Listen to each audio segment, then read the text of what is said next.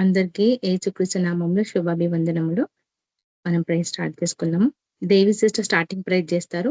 చంద్రశేఖర్ అన్న పాట పాడతారు. Praise lord sister. Devi sister. Praise lord sister. Praise lord sister. Start చేయండి సిస్టర్.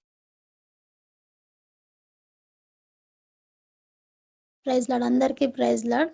దేవుడు ఇచ్చిన అవకాశాన్ని బట్టి దేవునికి వందనాలు. ప్రార్థన చేసుకొని మీటింగ్ స్టార్ట్ చేసుకుందాం. మహాగణుడా, మహోన్నతుడా, సర్వోన్నతుడా, సర్వశక్తిమంతుడా, సజ్జుడు అయిన గొప్ప దేవానికి వందనాలు యేసయ్యా. గత కాలం అంతా కాచి కాపాడి నీ కృపలో భద్రపరుచుకున్న గొప్ప దేవుడు నైనా, మా మార్గాల్లో చేసే ప్రతి వర్క్లో ప్రభా, జాబుల్లో తోడైండి నా ప్రభా, సురక్షితంగా మా గృహాలకు చేర్చి నా ప్రభా, ఈ కాలనీ ప్రేర్లు అటెండ్ అవ్వడానికి మీరు చూపిన మహాకృపను బట్టి మీకు వందనాలు, స్తుతులు, స్తోత్రాలు నా ప్రభా. నాయనా నీకు వందనాలు నా ప్రభా. ఆన్లైన్ అటెండ్ ఈ యొక్క ప్రభా ప్రేయర్ మీటింగ్స్ లో నా ప్రభా అటెండ్ అయిన ప్రతి బిడ్డని నా ప్రభా జ్ఞాపకం చేసుకోండి, దీవించి ఆశీర్వదించండి నా ప్రభా. అంచెలంచెలుగా నీలో మా తండ్రి మేమందరం అభివృద్ధి పొందే కృపను మీరు దయచేయండి. ఇంకా కాని వారు నా తండ్రి త్వరగానైనా జాయిన్ అవటకు సహాయం దయచేయండి. పాటల ద్వారా మీ నామానికి మహిమ తెచ్చుకున్న దేవా, వాక్యం ద్వారా సూటిగా తేటగా మాతో మాట్లాడినైనా వాక్యానుసరమైన జీవితాలు మాకు దయచేయి నా ప్రభా. నా తండ్రి నీకు వందనాలు యేసయ్యా. నువ్వు మహాగణుడవు, మహోన్నతుడవు నా ప్రభా, సర్వోన్నతుడవు, సర్వశక్తి మంత్రుడు నా ప్రభా. నీ సర్వశక్తి చేత నా ప్రభా మా కుటుంబాల్లో నా ప్రభా, మా యొక్క తండ్రి అయా, మా యొక్క తండ్రి నీ యొక్క గొప్ప కార్యాలు జరిగించే గొప్ప దేవుడునైనా నా ప్రభా. సాతానునైనా ఇలాంటి కుట్రలు పొందుతున్న తండ్రి, సాతాను కుట్రలు కుతంత్రాలు నా ప్రభా యేసు నామములో నా తండ్రి పాతాళంలో బంధిస్తున్నాం ప్రభా. మీ కార్యాలు మా ఎడలు జరిగించాలా తండ్రి. నా తండ్రి నీకు వందనాలు యేసయ్యా. ద్రాక్షవల్లి నేను, తీగలు మీరు అన్నావు ప్రభా. నాలో అంట కట్టబడితేనే కానీ మీరు ఫలించరన్నావు నా ప్రభా. నీలో అంట కట్టబడిన ప్రభా ఫలించే బిడ్డలుగా మనల్ని తయారు చేయండి నా తండ్రి. ఇక్కడ ఉన్న ప్రభా ప్రతి బిడ్డ నా ప్రభా నీ యొక్క సేవ జీవితంలో ఉన్న వారే నా ప్రభా, నీ సేవలో గొప్పగా వాడుకోండి నైనా. నీ నామ మహిమార్థం ఈ సేవ వాడబడాలన్న ప్రభా. మనుషులకు మహిమ వచ్చేటట్టు కాదు నా ప్రభా, నీ నామానికి మహిమ కలగాల ప్రభా. మీరే సహాయం దయచేనా ప్రభా. ఈ యొక్క కేబీపీఎం పరిచర్య నా తండ్రి నానాటికి అభివృద్ధి పరచండి, విస్తరింపజేయండి నా ప్రభా. అనేకుల తండ్రి అయా మార్గాలకు నైనా మారుమూల ప్రాంతాలకు నిస్వార్థ వెళ్ళాలా ప్రభా.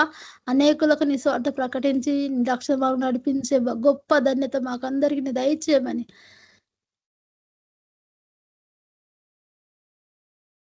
యేసు పరిశుద్ధ నామములో వేడుకుంటున్నాం తండ్రి, ఆమేన్. Thank you sister. Praise lord sister.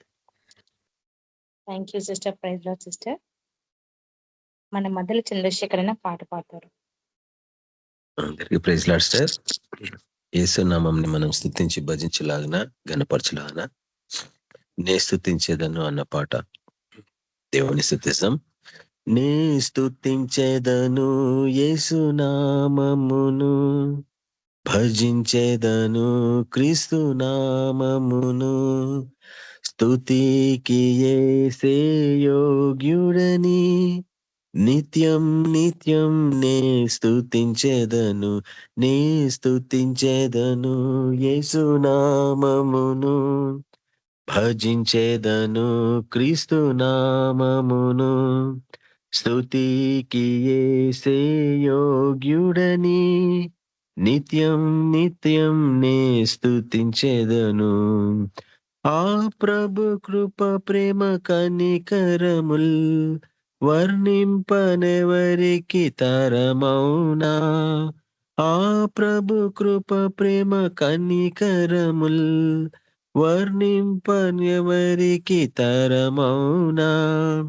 పాపిని నన్ను రక్షించుటకై చూపెను ప్రేమన పారముగా, పాపిని నన్ను రక్షించుటకై చూపెను ప్రేమన పారముగా, నే స్తుతించేదను యేసు నామమును, భజించేదను క్రీస్తు నామమును, స్తుతికి యేసే యోగ్యుడని నిత్యం నిత్యం నే స్తుతించేదను.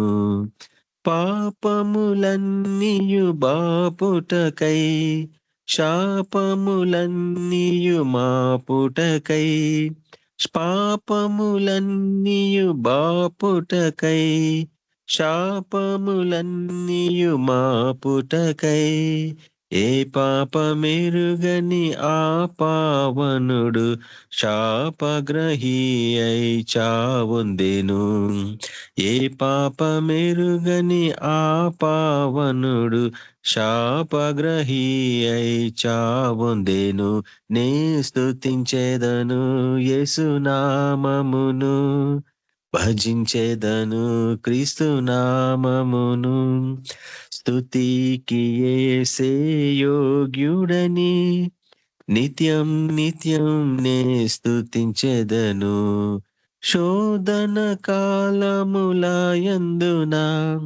వేదన కాలములయందున శోధన కాలములయందున వేదన కాలములయందున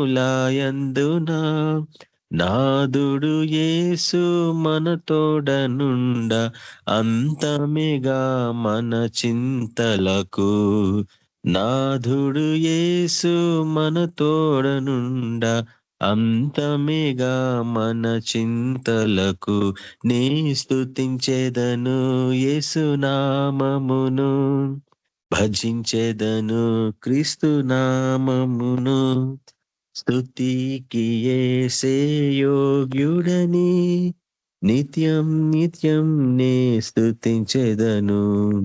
ఎనలేని ప్రేమతో కౌగిలించెను, ఎంచలేని మేళ్లతో నన్ను నింపెను. ఎనలేని ప్రేమతో కౌగిలించెను, ఎంచలేని మేళ్లతో నన్ను నింపెను. మహామహుండు మహిమ ప్రధానుడు మహిమతో వచ్చును మేఘముపై. మహామహుండు మహిమ ప్రధానుడు మేఘముతో వచ్చు మహిమతో వచ్చును మేఘముపై. నే స్తుతించెదను యేసునామమును, భజించెదను క్రీస్తు నామమును. స్తుతికి యేసే యోగ్యుడని నిత్యం నిత్యం నే స్తుతించెదను. రాజాది రాజు ప్రభు యేసే, దేవాది దేవుడు మన యేసే. రాజాది రాజు ప్రభు యేసే, దేవాది దేవుడు మన యేసే. పరమందు దూతలు ఇహమందు నరులు పాడుడి ప్రభునకు హల్లెలూయా. పరమందు దూతలు ఇహమందు నరులు పాడుడి ప్రభునకు హల్లెలూయా. నే స్తుతించెదను యేసునామమును, భజించెదను క్రీస్తు నామమును. స్తుతికి యేసే యోగ్యుడని నిత్యం నిత్యం నే స్తుతించెదను. నే స్తుతించెదను యేసునామమును, భజించెదను క్రీస్తు నామమును.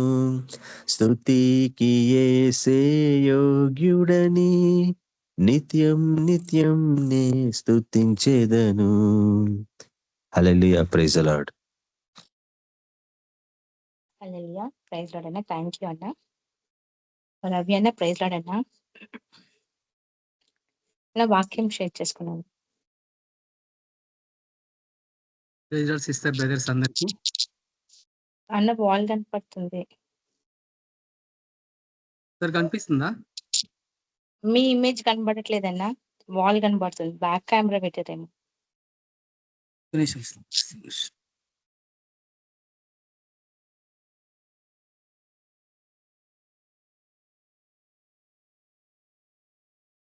సార్ ఇప్పుడు ఓకేనా? ఓకే అన్న. సరే సార్, ప్రార్థన చేద్దాం. పరిశుద్ధులకు తండ్రి, కృపామయుడ, జీవం గల దేవ యేసు ప్రభువానికి ఎంతో వందనాలైనా. నిన్న నేడు నిరంతరం ఏకరీతిగా ఉన్న గొప్ప తండ్రి, మహాపరిశుద్ధులైన దేవానికి ఎంతో వందనాలైనా, కృతజ్ఞతాస్తుతులు స్తోత్రాలు అర్పించుకుంటున్నాయినా. నా దేవా, నా ప్రవ్వా, ఈ గడిచిన కాలం అంతానైనా మమ్మల్ని అందరినీ సురక్షితంగా కాపాడి మీ కృపలో మమ్మల్ని భద్రపరుచుకున్నారు. మమ్మల్ని సజీవ లెక్కలో నిలబెట్టున్నారు ప్రవ్వా. దివారాత్రులు మమ్మల్ని కాచి కాపాడినైనా ఈ నూతన దినం మాకు అనుగ్రహించినారు. ఎంతో వందనాలు, కృతజ్ఞతలు అర్పించుకుంటున్నాయినా. సమస్త ఘనత, మహిమ, ప్రభావములు మీకే అర్పించుకుంటున్నాం. మీ కృపల్లో మరోసారి మమ్మల్ని జ్ఞాపకం చేసుకునైనా ఈ సాయంకాల సమయంలోనైనా మీ పాద సన్నిధికి వచ్చినాం దేవా. నా దేవా, మమ్మల్ని మీకు పరిశుద్ధతలో మమ్మల్ని నడిపించండి అయినా. మాలో ఇంకేమైనా ఆయాసకరమైన జీవితం మాలో ఉంటే వాటి నుంచి మాకు విడుదల దయచేయండి అయినా. వాటిని ఒప్పుకొని విడిచిపెట్టాలనైనా, మీకు కనికరం పొందాలనైనా, మీ కృపలో మేము జీవించాలా ప్రవ్వా. యథార్థతో, పరిశుద్ధతో ప్రవ్వా, నేను అనుసరించే గొప్ప భాగ్యం మాకు అనుగ్రహించండి. మీ వాక్యం మేము ధ్యానించబోతుండగానైనా మీకు పరిశుద్ధాత్మ నడిపింపు మాకు అనుగ్రహించినైనా. వాక్యంలోని సత్యాన్ని మేము గ్రహించేలాగిన మా ఆత్మీయ నేతలు ఇబ్బంది మాతో మాట్లాడని ప్రవ్వా. మమ్మల్ని బలపరచని ప్రవ్వా. మా జీవితాలను సంపూర్ణంగా మీ పోలిగా మార్చమని ప్రాదిష్టమైన నా దేవ, నా తండ్రి, చివరి దినాలు, అంత్య దినాల్లో మీరు అక్కడి దినాల్లో మేము ఉంటున్నాం ప్రవ్వా. నా దేవ, నా ప్రభా, భయంకరమైన కాలం మేము ఉంటుండగా ప్రవ్వా. ఎక్కడ చూసినా అలజడి, అక్రమం విస్తరించింది నైనా. లేకులు ప్రేమ చల్లారిపోయింది ప్రవ్వా. అలాంటి సమయంలో, అలాంటి కాలంలో మేము ఉంటుండగా ప్రవ్వా, మీ కొరకు మేము ఏ రీతిగా జీవించాలా ప్రవ్వా. మా ఆత్మీయ జీవితంలోనైనా ఏ రీతిగా నేను మిమ్మల్ని మహిమపరచాలా, మీ యొక్క ప్రణాళికని ప్రవ్వా మేము ఎట్లా మేము అమలు చేయాలా ప్రవ్వా. ప్రతి విషయంలోనైనా దేనికి భయపడకుండా ప్రవ్వా, విశ్వాసం అనే కర్త దాన్ని కొనసాగించే వారైనా మీ వైపు చూస్తూ మా గురి ఎద్దకు మేము పరిగెత్తాలా ప్రవ్వా. మీరే మమ్మల్ని నడిపించే గొప్ప దేవుడైనారు. మీకు ఎంతో వందనాలు, కృతజ్ఞతలు అర్పించుకున్నైనా. మీ వాక్యం ద్వారా మాతో మాట్లాడినైనా. పరిశుద్ధాత్మ దేవ మమ్మల్ని అభిషేకించండి. మా హృదయంలో మీరుని మాతో మాట్లాడండి. ఆత్మీయ లోతులకు మమ్మల్ని నడిపించమని యేసుక్రీస్తు పరిశుద్ధ నామమున ప్రార్థించుచున్నాం తండ్రి, ఆమేన్. యేసుక్రీస్తు పరిశుద్ధ నామములో మీకు అందరికీ శుభములు. ప్రైజ్ లార్డ్ అందరికీ. ఈరోజు మనము ధ్యానించే ఒక అంశం, గత నెల 2 months 2 నెలల కింద మనము విశ్వాసం గురించి, మనము విశ్వాసం యొక్క ప్రత్యక్షత అనే ఒక అంశం గురించి మనం ఆరంభించాము. ఇది ఈరోజు అది సెకండ్, అంటే 2వ పార్ట్గా, అంటే అక్కడ రాయబడ్డ వాక్యం ప్రకారంగా మన విశ్వాసాన్ని ఎట్లా మనం కొనసాగించుకోవాలా అనే విషయాలు అక్కడ చెప్పబడ్డాయి. కాబట్టి విశ్వాసంగా మనం ఎట్లా జీవించాలా, ఏ రీతిగా ప్రభు కొరకు మనము ఈ లోకంలో ఉండాలా అనేది, మన విశ్వాసాన్ని ఎట్లా మనం కాపాడుకోవాలా అనే విషయాలు మనం మాట్లాడినాం. కాబట్టి ఈరోజు మనము విశ్వాసంలో మనం ఎట్లా ఎదగాల, ఎలాంటి విశ్వాసము మనం కలిగి ఉన్నాం ప్రభు పట్ల. సాధారణంగా క్రైస్తవ జీవితంలో అందరికీ విశ్వాసం ఉంటది, కానీ ఆ విశ్వాసాన్ని ఏ రీతిగా మనం అమలు పరుచుకోవాలా. కాబట్టి ప్రభు చెప్పిండు, ప్రతి విషయంలో మీరు అభివృద్ధి పొందుట దేవుని చిత్తం అన్నాడు. కాబట్టి ఆత్మీయ జీవితంలో మనం ఉన్నప్పుడు వాక్యంలో మనం అభివృద్ధి పొందాలా, ఆత్మీయ జీవితంలో అభివృద్ధి పొందాలా, పరిశుద్ధాత్మలో మనం ఇంకా సంపూర్ణత ఎదగాల. మరి విశేషంగా ఆ రీతిగా కృపావరాల గురించి ప్రతి తలాంతును మనము అభివృద్ధి పరచుకోవాలా. ఎందుకంటే ప్రభువు తన ఆత్మ ద్వారా మనకు అన్ని కృపావరాలు మనకి ఇచ్చిండు. కాబట్టి ప్రతి తలాంతు కూడా ఆయనను మహిమపరచడానికి, సంఘ క్షేమాభివృద్ధి కొరకు ఆయన ప్రణాళికలో ఇవన్నీ ఎందుకు మనకి అనుగ్రహించిందంటే, అది ఆయన మహిమను పరచడానికి, ఆ రీతిగానే సంఘ క్షేమాభివృద్ధి కొరకు ముఖ్యంగా. కాబట్టి అలాంటి కృపావరాల్లో ఒక వరమైన విశ్వాసం గురించి మనము ధ్యానిస్తున్నప్పుడు, విశ్వాసం అనే వరము చాలా ప్రాముఖ్యమైంది. ఎందుకనంటే క్రైస్తవ జీవితం అంతా కూడా విశ్వాసం మీదనే ఆధారపడింది కాదంటారా. విశ్వాసం ఒక పునాది అయితే మనం ఒక గోడలాగా నిలబడాలా. కాబట్టి పునాది లేకుండా గోడ ఉండదు. కాబట్టి ప్రతిది కూడా విశ్వాసం ద్వారానే. దేవుడిచ్చి సర్వాంగ కవచం మీద ధరించుకోమన్నాడు, తర్వాత ఆత్మ వలన ఖడ్గం ధరించుకోమన్నాడు, రక్షణ అనే శిరస్త్రానం, సత్యమైన దట్టి, నీతి అనే మైమరుపు, అవన్నీ ధరించుకోమన్నాడు. రక్షణ అనే సిద్ధ మనసు అనే జోడు దొడుక్కోమన్నాడు. తర్వాత చివరికి ఏమన్నాడు, విశ్వాసం అనే డాలు పట్టుకోమన్నాడు. అంటే దుష్టుడు వేసే ప్రతి అగ్ని బాణలన్నింటినీ విశ్వాసము ద్వారా మనం ఎదుర్కోవాలా. ఇది చాలా ప్రాముఖ్యమైనది. ఎందుకనంటే సాధారణంగా క్రైస్తవ జీవితంలో విశ్వాసం నాకు ఉంది, నేను ప్రభులో ఉన్నాను అని చెప్పుకుంటారు చాలా మంది. కానీ మన విశ్వాసము ఏ రీతిగా, ఏ స్థాయిలో మన విశ్వాసాన్ని మనము అభివృద్ధి పొందాం. ఆత్మీయ జీవితంలో మనం ఉన్నప్పుడు మనం రక్షణ పొంది ఎన్నో సంవత్సరాలు అయింది కదా. కాబట్టి ఈ రోజుకు మన విశ్వాసము ఏ రీతిగా ఉంది ఒక్కసారి మనం పరిశీలించుకున్నప్పుడు, విశ్వాసం ద్వారా ఈ రోజు కొన్ని విషయాలు మనము చూస్తాం. ఎందుకనంటే విశ్వాసం ఎంత ప్రాముఖ్యమైంది. ఆ దేవుని శక్తి, నువ్వు విశ్వాసం ద్వారా నువ్వు ఎంత విశ్వాసంలో అభివృద్ధి పొందితే అంతగా దేవుని యొక్క శక్తి, ఆయన యొక్క ప్రభావము నువ్వు దాన్ని రిలీజ్ చేయగలవు. దేవుని శక్తి ద్వారా మన విశ్వాసం ఎంతగా మన దేవుని నమ్ముతామో, ఆయన వాక్యాన్ని, ఆయన వాగ్దానాలని, ఆయన చెప్పిన ప్రతి వాక్యాన్ని మనము ఎంతగా మనం నమ్మి విశ్వసించి దాన్ని పాటిస్తామో అంత ప్రభావవంతంగా ఆయన గొప్ప గొప్ప కార్యాలు మన జీవితంలో చేయగలడు. కాబట్టి విశ్వాసం ద్వారానే సమస్తం చేయగలం. కాబట్టి విశ్వాసం లేకుండా దేవునికి ఇష్టలుగా ఉండలేం. తర్వాత విశ్వాసం లేకుండా మన సేవ కూడా చేయలేం. ఏదన్నా గాని ఆయన మీద నమ్మకం పెట్టే మనం ముందుకెళ్తాం. కాబట్టి అందులో మరొకసారి మనం పరిశీలిస్తే సాధారణంగా ఆత్మీయ జీవితంలో మనం కొనసాగుతున్నప్పుడు అపోస్తలుల కాలంలో గూడా మన ప్రభువున్న పరిచర్య చేసే దినాల్లో గూడా ఆయన శిష్యుల్ని తన ఎంట తీసుకెళ్తా ఉంటాడు. ఎన్నో అద్భుతాలు చేస్తాడు. ఎన్నో ఆశ్చర్యమైన కార్యాలు చేస్తాడు. శిష్యులు తన పక్కనే ఉన్నారు. కాబట్టి ఆయన పిలిచిన మొదలుకొని ఎప్పుడైతే వాళ్ళు వలలో విడిచిపెట్టి ఆయన వెంబడించిండ్రో అప్పటి నుంచి గూడా ఆయన నమ్మారు. చూడండి, ఒక వ్యక్తి వచ్చి మీరు నన్ను వెంబడించండి అంటే ఎవరైనా నమ్ముతారా? ఇప్పుడు మనం రోడ్డు మీద పోతూ ఉంటాం. కొంతమంది వచ్చి మీరు నన్ను వెంబడించండి, నాతో పాటు రాండి మీరంటే ఎవరైనా వెళ్తారా? ఆలోచిస్తారు కదా! కానీ వాళ్ళు ఆ రోజు ఆయనను చూసి ఏమి సందేహించకుండా వలలు పక్కబెట్టేసి ఆయన వెంబడించారంటే ఆయన నమ్మారు విశ్వాసంలో. కాబట్టి దేవుని ప్రణాళికలో ఉన్న వాళ్ళే ఆయనను సంపూర్ణత స్థితికి ఎదగలరు. ఫస్ట్ మనం అది జ్ఞాపకం చేసుకోవాలా ముఖ్యంగా. ఆ రీతిగానే ప్రతి ఒక్కరూ ఆయన చిత్తంలో ఉన్న వాళ్ళే ఈరోజు. కాబట్టి దేవుడిచ్చిన వాళ్ళ కృపను బట్టి, వాళ్ళ ఆధిక్యతను బట్టి ఆయన నడిపించే విధానం ఆ రీతిగా ఉంటది. అయితే శిష్యులు ఆయనని వెంబడిస్తున్నప్పుడు ఆయన చేసిన కార్యాలు చూశారు. స్వస్థతలు చూశారు. ఆయన బోధ విన్నారు. ఆయన చెప్పిందన్నీ విన్నారు. పరలోక రాజ్యం గురించి ఎన్నో విషయాలు బోధించిండు ఆయన. ఆయన పక్కనే ఉన్నాడు. కానీ ముఖ్యంగా ఆయన చెప్పేది, మనం ధ్యానించేది ఏందంటే, ఆయన పక్కనున్నా గాని దేవుడు తన సేవ కొరకు వాళ్ళందరినీ సిద్ధపరుస్తున్నాడు. ఇది మనం ఫస్ట్ అర్థం చేసుకోవాలా. ఎందుకనంటే ఆయన అన్ని సహించిండు. వాళ్ళు కూడా వ్యత్యాసం ఉంది. వాళ్ళు ఒకరొకరు సరిగా లేరు అన్నా గాని అందరిని పట్టుకొని ఆయన ఒకే తాటి మీద నడిపించి తన ప్రణాళికను వాళ్ళకి బయలుపరిచిండు. ఒకవైపు బోధ చేస్తున్నాడు. ఒకవైపు శిష్యులు తరబితి చేస్తున్నాడు.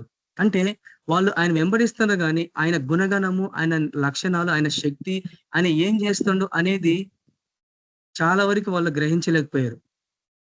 పోనీ మనం ఈరోజు మనం గ్రహిస్తున్నామా? ప్రభువుని మనం వెంబడిస్తున్నాము. ఆయనను గురించి మనము సాక్ష్యం ఇస్తున్నాము. ఆయన గురించి మనం ప్రకటిస్తున్నాము. కానీ ప్రభువుని మనం ఎంతవరకు నమ్ముతున్నాం? ఆయన వాక్యం మీద ఎంతవరకు మనం ఆధారపడి జీవిస్తున్నాం అనేది మనకు చాలా ప్రాముఖ్యమైనది. ఎందుకంటే మనుషు కుమారుడు తిరిగి వచ్చినప్పుడు విశ్వాసం ఉంటదా భూమి మీద అంటే అనుమానమే. కాబట్టి చాలా మందిలో విశ్వాసం ఉండదు. కాబట్టి విశ్వాసం ఉందని మనం అనుకుంటాం గానీ అది ఎప్పుడైతే పరీక్షింపబడుతదో అప్పుడు మన విశ్వాసము ఏ స్థాయిలో ఉంది, ఏ రీతిగా ఉందనేది మనం అర్థం చేసుకోగలం. ఉదాహరణకి కొంతమంది ప్రార్థన చేస్తే ఎమ్మటే జవాబు వస్తది.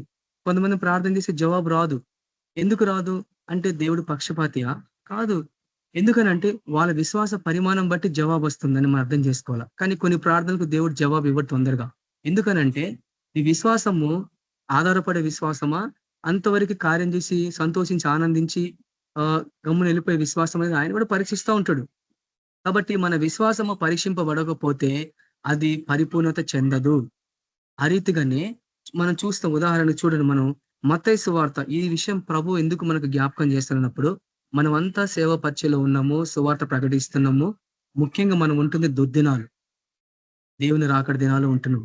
ఈ లోకమంతా కరువు ఎంత భయంకరమైన స్థితిలో ఉన్నది. కాబట్టి సాధ్యమైతే వాడు ఏర్పరచబడిన వాడిని కూడా వాడు పడేస్తాడు. కాబట్టి మనం బహు జాగ్రత్తగా ఆయన వాక్యంలో మనం జీవించాలా. ఆయన యొక్క వాగ్దానాల మీద ఆధారపడి ఆ వాక్యాన్ని మన హృదయంలో పాటించి మనం దాన్ని అభివృద్ధి పొంది ఈ యొక్క విశ్వాసాన్ని అనేకులకు ప్రచురం చేయాలా. అంటే దేవుని యందు విశ్వాసం ఇస్తే ఏం జరుగుతుంది అనేది. కాబట్టి ఈరోజు కొన్ని విషయాలు మనం చూస్తాం ఇక్కడ. మొదటిదిగా అల్ప విశ్వాసం అని చెప్పబడుతుంది.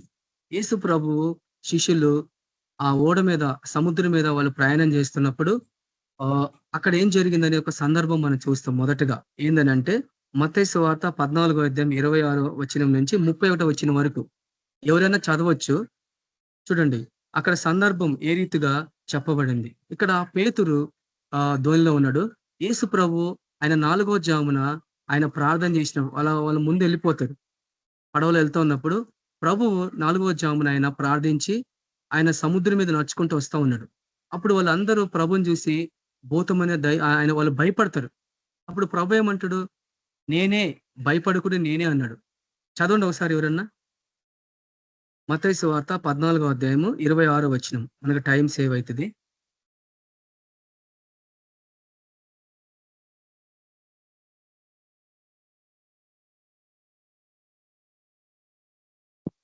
సరే పర్లేదు. అక్కడ అక్కడ సందర్భం ఏందంటే ప్రభు అంటాడు, "ప్రవ్వా నువ్వే అయితే" పేతురు అంటాడు మాట్లాడుతాడు అక్కడ. "ప్రవ్వా నువ్వే అయితే నీళ్ళ మీద నడిచి నీ యొద్దకొచ్చుటకు నాకు అధికారం నాకు సెలవియ్యమంటాడు." అప్పుడు ప్రభు ఏమంటాడు? "సరే వచ్చే పేతురు" అని అంటాడు. కాబట్టి ఈ సందర్భాన్ని మనం బహు జాగ్రత్తగా అర్థం చేసుకోవాలా. ఆయన నీళ్ళ మీద నిలబడినాడు ప్రభు. పేతురు శిష్యులు ధోనిలో ఉన్నారు. కానీ ప్రభు మాట్లాడుతున్నాడు.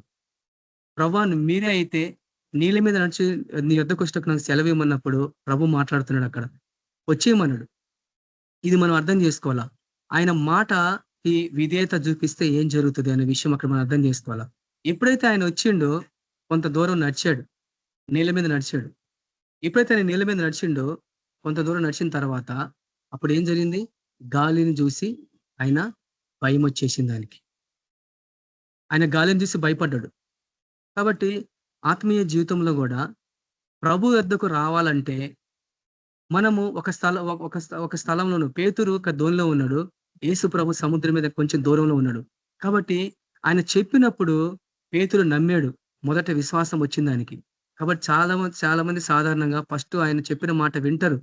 విశ్వాసం పెడతారు. కానీ ఆయనని చేరుకోవాలంటే మధ్యలో ఏం జరిగింది అనేది మనం అర్థం చేసుకోవాలి. ఇక్కడి నుంచి మన విశ్వాసము ఏ రీతిగా ఉందనేది మనం ఒకసారి జాగ్రత్తగా మనం పరిశీలించుకోవాలి. ముఖ్యంగా పేతురు గారు ఆయన కొంత దూరం నడిచినప్పుడు సముద్రం మీద నడిచాడు.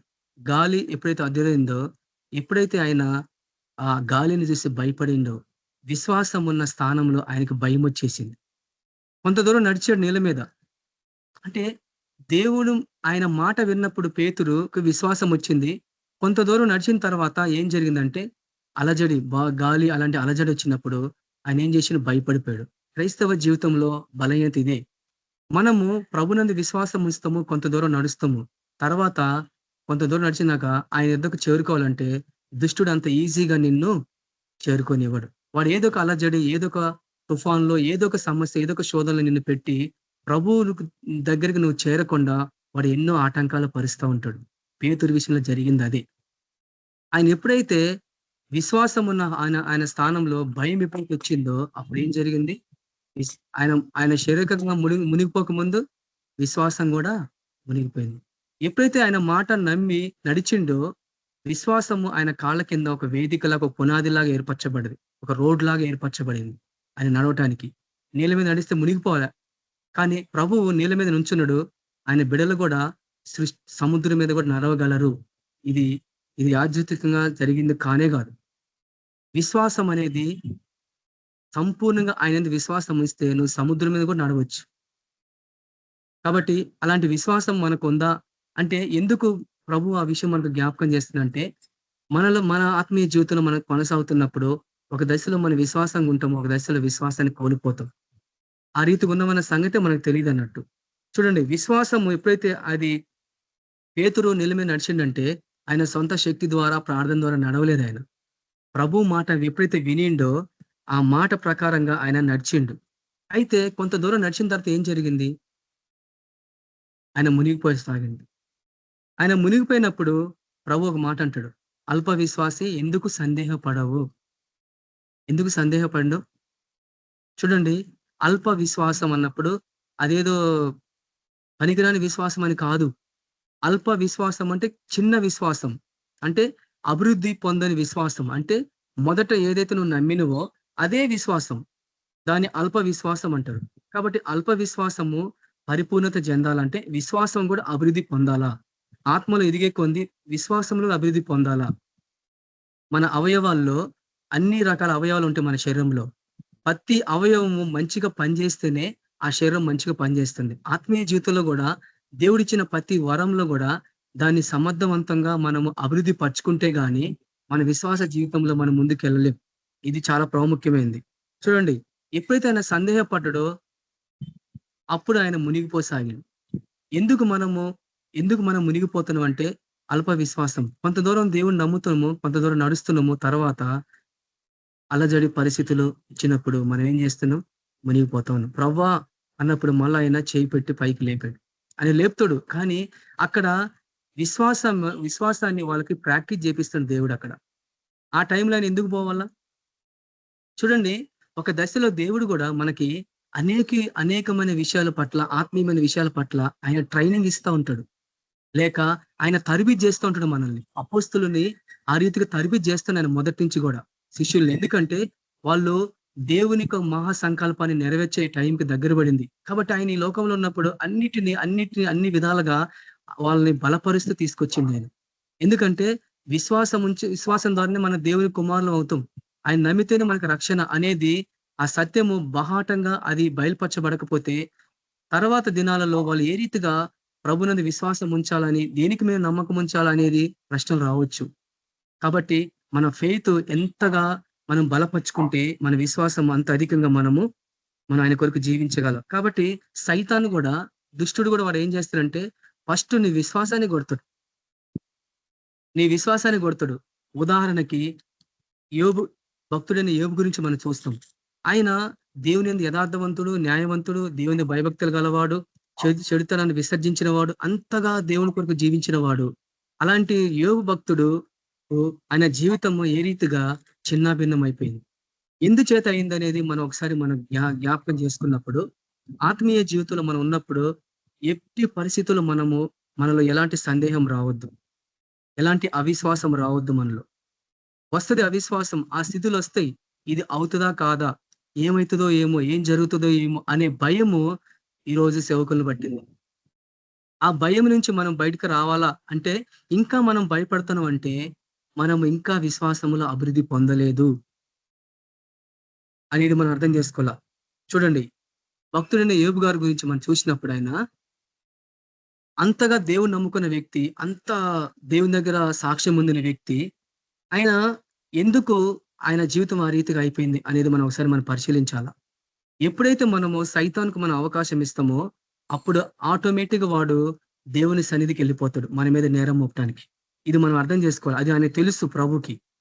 చూడండి ఎట్లా దీన్ని మనం అర్థం చేసుకుంటే ఈ వాక్యం అన్నప్పుడు, చూడండి యోబుకు ఆయన దేవుని యందు భయభక్తులు గలవాడు. తన పిల్లల గురించి ఆయన ఎప్పుడు కూడా అరుణోదయం లేసి, యోబు గ్రంథం మొదటి అధ్యాయాన్ని చూస్తే అరుణోదయం లేసి ఆయన దేవుని కొరకు, ఆయన ఆ పిల్లల కొరకు, తన కుటుంబం కొరకు, ఎక్కడ వీళ్ళు పాపం చేస్తారో, ఎప్పుడు వీళ్ళు పార్టీలు చేసుకుంటూ ఉన్నారు, ఎప్పుడు వీళ్ళు ఏ టైంలో ఏం తప్పు చేస్తారని తన పిల్లల గురించి ఆయన అరుణోదయం లేసి, తెల్లవారు పొద్దుగాల ఎవరు లేని టైం లేసి దహన బలులు అర్పించేవాళ్ళు పిల్లల కొరకు. అదే పాప ప్రాయశ్చిత్తం చేసేవాడు అన్నట్టు. ఆ రీతిగా ఆయన చేస్తూ వచ్చాడు. అయితే ఆయనకు ఒక అనుమానం ఏంటంటే, రేపు ఏదో ఒక రోజు నా పిల్లలు ఏమైపోతారో, ఎందుకు ఆయన అరుణోదయం బలులు అర్పించాడు, అన్ని చేశాడు, ఎందుకు, ఎక్కడ దేవుని దూషిస్తున్నామని. అంటే ఆ సందేహము ఎందుకు వస్తుంది? ఇక్కడి నుంచే మన విశ్వాసానికి పతనం స్టార్ట్ అవుతుంది అన్నట్టు. ఒకవైపు విశ్వాసం ఉంది, కానీ ఇంకొక వైపు ఏం జరుగుతుందంటే అవిశ్వాసం అనేది సైతాను మన మైండ్లోకి వాడు ప్రవేశించడానికి ప్రయత్నిస్తూ ఉంటాడు. కాబట్టి యోబు గ్రంథం ఒకసారి మనం చూసినప్పుడు చూడండి, ఒక విషయం నేను బాగా అర్థం చేసుకున్నా. ఒకసారి అన్న ద్వారా అది బయలుపరచబడింది. అది మన ఆత్మీయ జీవితంలో మనం దేని గురించి మనము ఎక్కువగా ఆలోచిస్తాం, అది నెగిటివ్ అయినా పాజిటివ్ అయినా. నువ్వు నెగిటివ్గా ఆలోచిస్తే నువ్వు అనుకునేది మొత్తం నెగిటివ్ కూడా ఆత్మీయ ప్రపంచంలో అది ఫీడ్ అయిపోతుంది, అది స్థిరపరచబడుతుంది. నువ్వు పాజిటివ్గా ఆలోచిస్తే, ఫెయిత్ లో ఆలోచిస్తే అక్కడ అది స్థిరపరచబడుతుంది. తేడా అయినా తెలుసా? ఎప్పుడైతే మనం అవిశ్వాసంగా ఏమైపోతుందో, ఏం జరుగుతుందో ఏమో అని ఎప్పుడైతే నీకు ఆ తలంపు వస్తుందో, ఆత్మీయ ప్రపంచంలో అది స్థిరపరచబడుతుంది. సైతాన్ శక్తులు దాన్ని వాడుకొని అవి అట్ట జమైపోయి, ఎన్నిసార్లు మనం అవిశ్వాసంలో మనం మాట్లాడినవో అవన్నీ జమైపోయి ఒక రోజు నీకు అవి అడ్డుగా అయిపోతూ ఉంటాయి. వాటిని బ్రేక్ చేయాలంటే నువ్వు ఎంతగానో ప్రయాసపడాల్సి వస్తుంది. వాటి అన్నిటి క్లోజ్ చేసుకొని రావాల్సి వస్తూ ఉంటుంది. అందుకు మనము ప్రతి ఆలోచన కూడా విశ్వాసంగా, ప్రభు మీద విశ్వాసంగా మనం ఆలోచించాలి. అది పరిస్థితులు ఎంత తారుమారైనా పర్లేదు, పరిస్థితులు మారినా పర్లేదు, మనం మటుకు విశ్వాసంతోని ఆయన వాగ్దానాన్ని జ్ఞాపకం చేసుకొని మనం ముందుకు వెళ్ళినప్పుడే అది స్థిరపరచబడుతుంది. కాబట్టి యోబు ఆయన ఒకసారి ఇది కూడా మనకు లాక్డౌన్ లో బయలుపరచబడింది అన్న ద్వారా. చూడండి యోబుకి ఎందుకు అంత శ్రమ వచ్చింది, ఎందుకు అంత కష్టం వచ్చింది అన్నప్పుడు ఇక్కడ రాసింది వాక్యం. యోబు గ్రంథము 3:20 ఏది వచ్చినని నేను బహుగా భయపడితునో అదే నాకు సంభవించుచున్నది, నాకు భీతి భయం పుట్టించినదే నా మీదకి వచ్చిచున్నది. అంటే ఆయన మనసులో ఎక్కడో అనుకున్నాడు, ఏదో ఒక రోజు నా పిల్లలు ఇట్లా చేస్తారేమో, ఏదో చేస్తారు, ఏదో మొత్తానికి ఆయనకి ఒక థాట్ అనేది వచ్చేసింది. ఒక ఒక ఆహ్, అవిశ్వాసం లాంటి ఒక తీవ్రత ఆయనకొచ్చేసినప్పుడు ఫినిష్ అన్నట్టు. అప్పుడు ఆయన ఏదైతే ఆయన అనుకున్నాడో అదే ఆయన మీదకొచ్చేసింది. చూసిండ్రా? అంటే ఒక విషయం మనం అర్థం చేసుకోవాలా. మనము ఆయన పోలిక చొప్పున నిర్మించబడ్డం. ఆయన స్వరూపంలోగా మనం మార్చబడ్డం. ఆయన గుణగణాలన్నీ మనలో వచ్చేసినాయి. మన ప్రభు ఏ రీతిగా ఆలోచిస్తాడో అదే ఆలోచన విధానం ప్రభు మనకు అనుగ్రహించిండు. ఆయన ఆయన మనకిచ్చిన కృప, గొప్ప కృప అది. ఆయన కనికరం అది. ఆయన బిడ్డలకి ఆయన ఆ రీతిగా ఆయన బిడ్డలు నాలాగుండాలనేది ఆయన ప్రణాళిక. అంటే తండ్రి తన బిడ్డల పట్ల ఎంత ఆసక్తి కలిగి ఉన్నాడు అనేది మనం అర్థం చేసుకోవాలి. అది ఎందుకు ఇచ్చిందనేది మనకు తెలుసు. ఎప్పుడైతే మనము అట్లా మనం ఆలోచిస్తామో అది ఖచ్చితంగా అది జరుగుతది. అది ఇప్పుడు ఎమ్మటే జరగకపోవచ్చు. కానీ కొంతకాలానికి జరుగుతది. అయితే చూడండి, మనం అందుకే యోబు గ్రంథంలో గూడా ఒక వాక్యం రాయబడింది ఏందంటే 22 అధ్యాయం 28 వచనంలో, దేని గురించి మనం యోచన చేస్తామో, ఆలోచిస్తామో అది ఖచ్చితంగా అది స్థిరపరచబడతదంట. మన మార్గముల మీద వెలుగు ప్రకాశిస్తదంట. ఇప్పుడు మీరు అర్థం చేసుకోండి. నువ్వు దేని గురించి ఆలోచిస్తున్నావు? నీ భవిష్యత్తు గురించి నువ్వు ఆలోచిస్తున్నావా? దేని గురించి మనం ఆలోచిస్తున్నాం? ఏం ఆలోచించినా గాని దేవుని చిత్తానుసారంగా ఉండాలి మన ఆలోచన. ఆయన చిత్తానుసారంగా నుంచి ఎప్పుడైతే దాటిపోతదో ఖచ్చితంగా దుష్టుడు దాన్ని పట్టుకొని నీకు వ్యతిరేకంగా వాడు ప్రణాళికలేసి నిన్ను అవిశ్వాసంగా మారుస్తాడు. నీలో అనుమానాలు, తలంపులు, ఇది జరుగుతుందా జరగదా, ఏమైద్దో ఏమో, ఇలాంటి భయాలు ఉంటాయి కదా మనల్ని ఎప్పుడు కూడా. ఇవి వస్తా ఉంటాయి, సహజమే. కానీ వాటిని విశ్వాసం అనే డాలు ద్వారా వాటిని జయించాలా. కాబట్టి యోబు గారి విషయంలో కూడా ఆయన ఏదైతే అనుకున్నాడో అది జరిగింది. అయితే చూడండి, అందుకు మనం ఆలోచన విధానం కూడా బహు జాగ్రత్తగా మనం ఆలోచించాలి. ముఖ్యంగా సేవకులు మనమంతా కూడా. నీ ఆలోచన విధానం ఎట్లుంది దేవుని పట్ల? కష్టాల్లో, సమస్యల్లో నువ్వు ఎట్లా ఆలోచిస్తున్నావు? దేని గురించి నువ్వు ఆలోచిస్తున్నావు? ఐహికమైన విచారాలతో నువ్వు కొట్టుకొని పోతున్నావా? ఏం జరుగుతుందో, ఏమైతుందో, రేపు ఏం జరుగుతుందో, ఏమైతే భవిష్యత్తు ఎట్లుంటుందని ఒకసారి మనకి ఇవన్నీ సందేహాలు వస్తూ ఉంటాయి. ఎప్పుడైతే నువ్వు ఆ రీతిగా నువ్వు ఆలోచిస్తావో అవిశ్వాసం లాగా, నీ విశ్వాసం అనేది అంతకంతకు చిన్నగా అయిపోయి క్షీణించిపోతా ఉంటది. అందుకు మనం ఆలోచనలో బహు జాగ్రత్తగా మనం ఆలోచించాలా. ఆయన మన ఎడల కలిగిన తలంపులు బహు విస్తారములు, లెక్కకు మించి ఉన్నాయి. ఆ ఆలోచనలు నాకు ఈ ప్రభుని ఆ రీతిగా మనం ఆలోచించాలా, ప్రభుని అడగాలి. అప్పుడు పరిశుద్ధాత్ముడు అలాంటి ఆలోచనలకు మనం నడిపిస్తా ఉంటాడు. కానీ మనము ఐహికమైన విచారాలు, ఈ లోకపరమైన ఆలోచనలు మనం పెట్టుకుంటే ఏం జరిగింది? ఏదైతే నువ్వు అనుకుంటావో అది నీ మీదకి వస్తది ఖచ్చితంగా. అయితే ఒకరోజు ఏం జరిగిందంటే, నేను పనికెళ్తున్న వర్క్ మీద వెళ్తున్నప్పుడు మా చిన్నోడు, మా మనవడు అబ్బాయి ఉండే సంజయ్, చిన్నగుండే. అయితే ఆ పిల్లోడు ఏం చేసిండు, సెల్ఫ్‌లు పైకెక్కి డబ్బాలన్నీ తీస్తా ఉంటే ఎక్కుతున్నాడు, దిగుతుండు, ఎక్కుతుండు, దిగుతుండు. ఒకవేళ చేతులు జారి కింద పడ్డాయనుకో, వాడు కింద పడితే కింద అంతా మూలల్లో ఉన్నాయి, టైల్స్ ఉన్నాయి, ఖచ్చితంగా తలకి దెబ్బ తగులుతది. అయితే నేను మా మిసెస్‌కి చెప్పిన, "వాడు ఎక్కుతున్నాడు, దిగుతున్నాడు, కొంచెం చూసుకో జాగ్రత్తగా" అంటే ఆమె పనిలో ఆమె ఉంది. సరే నేను వెళ్తున్నా పనికని చెప్పి బండి స్టార్ట్ చేసి కొంచెం దూరం వెళ్తున్నప్పుడు నాకొక తలంపొచ్చింది. ఈడు కిందకి ఎక్కుతున్నాడు, దిగుతున్నాడు, ఈమె చూస్తదో చూడదో, కాబట్టి పడతాడో ఏమో అనే ఆలోచన వచ్చింది నాకు. పడిపోతాడేమో అనే ఒక ఆలోచన ఎప్పుడైతే వచ్చిందో, తర్వాత అనుకున్నా, "ప్రభువా, ఇది దుష్టు నుంచి కలిగింది ప్రభువా" అని చెప్పేసి నేను దాన్ని ఎప్పుడు ఎమ్మటే నేను ఇది తొలగించు ప్రభు నాలని చెప్పి అట్లా అనుకోని వెళ్ళిపోయినా జస్ట్ అట్లా. తర్వాత ఏం జరిగింది, సాయంత్రం నేను ఇంటికొచ్చేసిన. పని ముగించుకొని ఇంటికొచ్చినప్పుడు వాడు పడిపోయిండు ఆల్రెడీ. పడిపోయి తలకు మొత్తం మూల దెబ్బ తగిలి ఒక చిన్న బొక్కలాగా పడి 4, 5 కుట్లు పడ్డాయి. ఇది ఇది యాదృచ్ఛికంగా జరిగిందంటారా? ఎట్లా జరిగిందంటారు? నా నా నేను ఎప్పుడైతే దాని గురించి నేను ఆలోచించానో, ఏ టైంకి నేను అడిగిన, ఏ టైంకి పడ్డా అంటే, ఇదిగో పలానా టైంకి నువ్వు పనికి పోయిన కొంచెం దూరం పోయిన తర్వాత వాడు పడిపోయాడని చెప్పిండు గట్టిగా అడిగితే. అంటే చూడండి, ఇప్పుడు మీరు అర్థం చేసుకోండి. ఇలాంటి కొన్ని సందర్భాల్లో నాకు జరిగినియి. కానీ అలా ఆ తర్వాత కొంతకాలం తర్వాత నేను చెప్తా, కొంచెం అయిన తర్వాత. చూడండి, ఇవన్నీ గూడా మన ఆలోచన విధానంలో, అంటే పడతాడేమో అని ఎందుకు నీకు సందేహం వచ్చింది? ఇవన్నీ దుష్టుడు క్రియేట్ చేసేదన్నట్టు. అంటే నువ్వు ఎప్పుడైతే నువ్వు అట్లా ఆలోచిస్తావో అది ఖచ్చితంగా జరుగుతది. అందుకే జీవ మరణంలో నాలుక వశం. నీ ఆలోచన విధానం ఎట్లున్నా గాని నీ ఆలోచనే మాట్లాడుతూ ఉంటదక్కడ. నువ్వు మాట్లాడినా ఒకటే, నువ్వు ఆలోచించినా ఒకటే. రెండు ఒకటే. మాట బయటకి వినిపిస్తది, ఆలోచన లోపల ఉంటది. అందుకే మనము ఆలోచన విధానం గూడా బహు జాగ్రత్తగా మనము చేయాలా. కాబట్టి చాలా మంది క్రైస్తవ జీవితంలో చూడండి, ఈ స్థాయిలో విశ్వాసంలో మనం ముందుకు పోకుండా, నేను విశ్వాసంగా జీవిస్తున్నాను అనే అదే భ్రమలో ఉంటారు గానీ, అది ఎదురైనప్పుడు ఏ రీతిగా వాటిని ఎదుర్కోవాలనేది మనం చూస్తాం. మనం కొద్దిగా ఫాస్ట్‌గా వెళ్ళిపోతాము. అయితే యేసుక్రీస్తు ప్రభు 4 సువార్తల్లో కొంతమంది గురించి ఆయన నోటి ద్వారా మాట్లాడుతున్నాడు. 4 సువార్తల్లో విశ్వాసం గురించి ఆయన కొన్ని విషయాలు చెప్తుండు. ముఖ్యంగా ఇది మనం బహు జాగ్రత్తగా మనం అర్థం చేసుకోవాలి. ముఖ్యంగా సేవ పరిచయలో ఉన్నవాళ్ళు. చూడు, ఆయన వెంబడించే శిష్యులు, ఆయన కొరకు సమర్పించుకున్న వాళ్ళు, ఆయన కొరకు జీవించే వాళ్ళం మనమంతా గూడా. కాబట్టి మనం ఏ రీతిగా ఉండాలి అనేది మనం అర్థం చేసుకోవాలా. కాతే ఎప్పుడు ఒక బలహీనత మనకేందంటే, రేపు ఏం జరుగుతదో, రేపు ఉంటదో, ఉండదో. అంటే క్రైస్తవ జీవితం అంట ఏం తిందామా, ఏం తాగుదామా, ఏం చేద్దామా, ఏం ధరించుకుందామా, ఇవన్నీ గూడా మనల్ని వెంటాడుతా ఉంటాయి గదా! నాకు ఉద్యోగం పోయింది. నేను ఎట్లా చేయాలా? నా భవిష్యత్తు ఏంది? ఇవన్నీ మనకి వెంటాడుతా ఉంటాయి.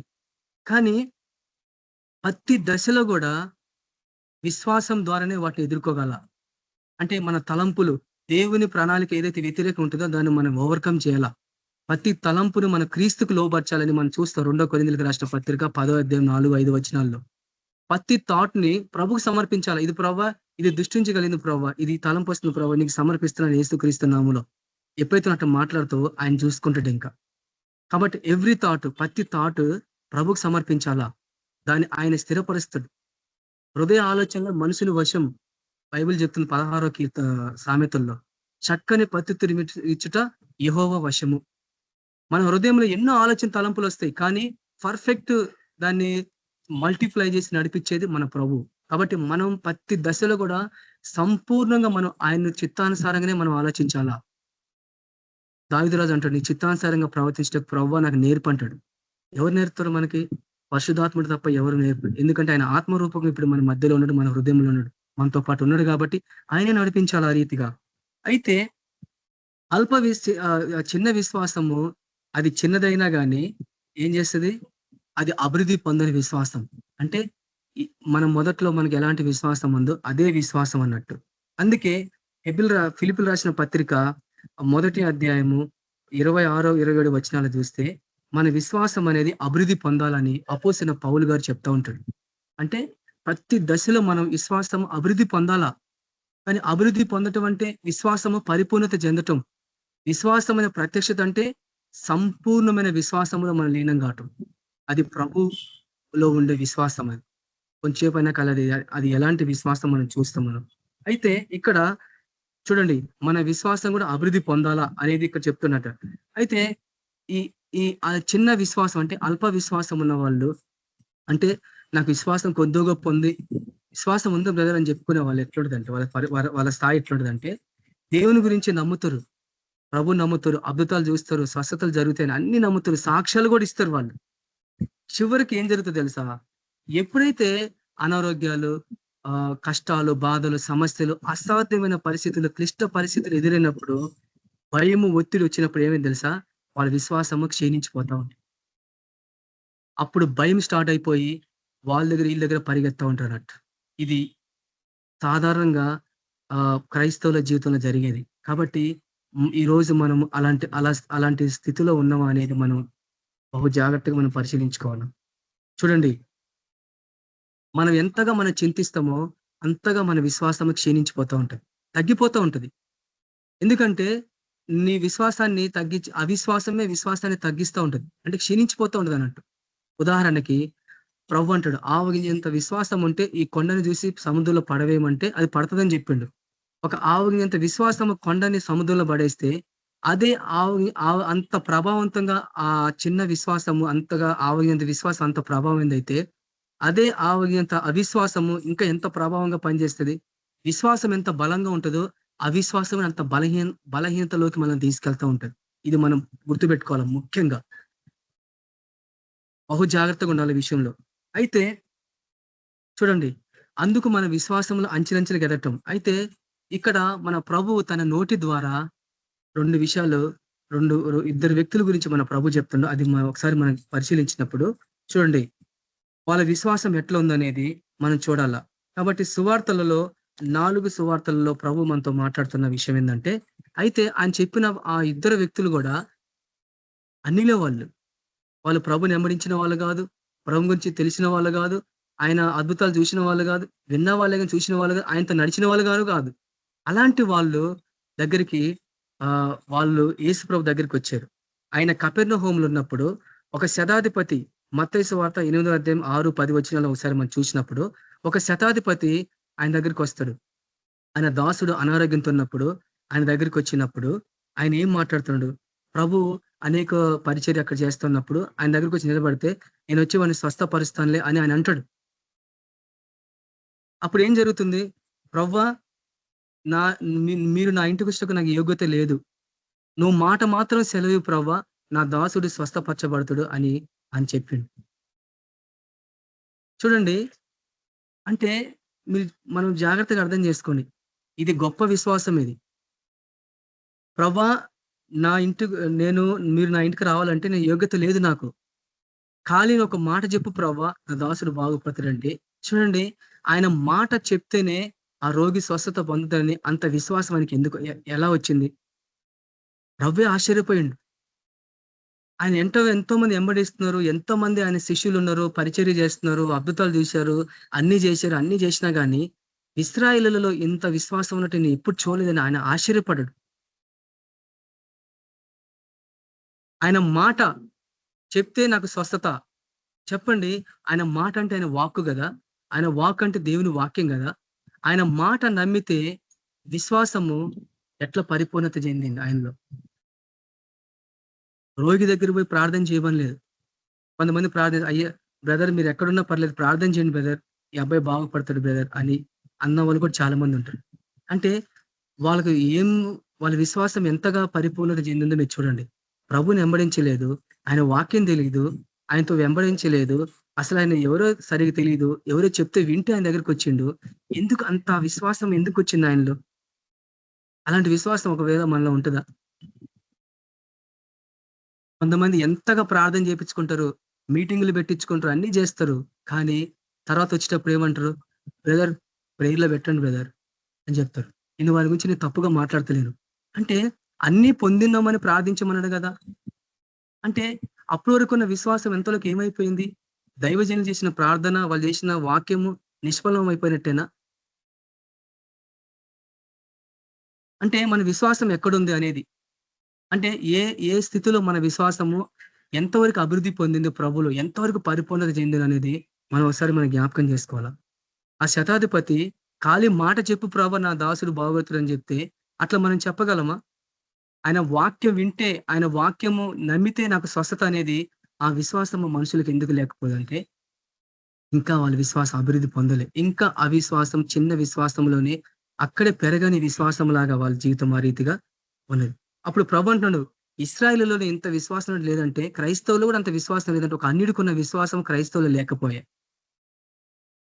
కాబట్టి చూడండి, ఇలాంటి విశ్వాసం మనకు ఉందా? చూడండి, ఆయనతో నడిచిన శిష్యులు ఉన్నారు, ఆయన బోధ విన్న వాళ్ళు ఉన్నారు, ఎంతోమంది ఉన్నారు. కానీ వాళ్ళకి ఆ విశ్వాసం అభివృద్ధి పొందలే. ప్రభు అంటాడు ఒక దశలో, ఒక మూగదయ్యం పట్టిన వాడిని శిష్యుల దగ్గర తీసుకొస్తే దయ్యాన్ని వెళ్ళగొట్టమంటే వాళ్ళ కాలేదు అది. అప్పుడు ప్రభు ఏమంటాడు? విశ్వాసం లేని మూర్ఖతరం వాళ్ళారు, ఎంతకాలం మీతో ఉన్నా, ఎంతో మిమ్మల్ని సహించాలా, వాడిని నా ఇద్దరికి తీసుకురా అని చెప్పని చెప్తే ఆయన ఏం చేస్తాడు?